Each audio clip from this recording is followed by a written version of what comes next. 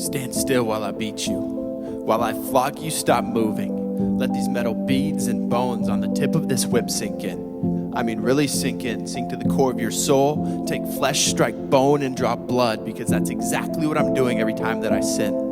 But you take it. I don't have to ask you to stand still. You accept it. No, you expect it. You know exactly when my next crippling lash is going to come as I hold the whip so tightly in my fist, because the devil knows he has me caught in his trap. He has won. He knows I'm weak. I'm a prisoner of war, fighting for my life day by day as I feed off a single scoop of rice once a week. A fight that begins to lose hope quicker than a narcoleptic falls asleep. That is sin. At first it feels good, so good. You want more, so you dive back in, but you can never seem to be satisfied. You can never seem to win. You begin to look like Steve Irwin, frantically searching and discovering new sin, hoping that one day sin's comfort will never leave you feeling thin. Then boom, you finally wake up to see the wake of the stingrays. You're frantically kicking and pushing the water to avoid being at your own wake. You're stung right in the heart. At first you slowly bleed out, but time after time, blow after blow, you begin to pour out with nothing to sustain. You're dying. But maybe that's been the plan all along.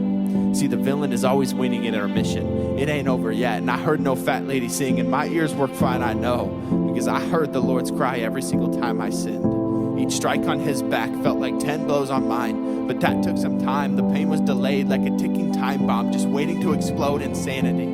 Time after time after time after time, expecting the next time to satisfy me. One drink quickly turned into 10, and it soon felt like I was serving a lifetime, a sentence I could not control in a prison that had no doors. Checkmate. Sin has won. Or has it? See, my life was a pattern of emptiness. Broken bottles filled with I'll do it tomorrows, but tomorrow always seemed to be a day away, and I never thought my sins could be taken away. Thankfully, I was wrong. And I know this because as I lay there broken on the floor of a cell, locked in a hell with no release, I heard the faintest voice say, "Come to me. I know you're weak." But the voice was wrong. I was dead, not weak, but so was Jesus. And for 3 days he laid in the grave, just waiting for the day that he could come back and save. So I dropped to my knees, tears pouring down my cheeks, and begged the Lord to give this filthy sinner peace. "I'm yours," I cried out.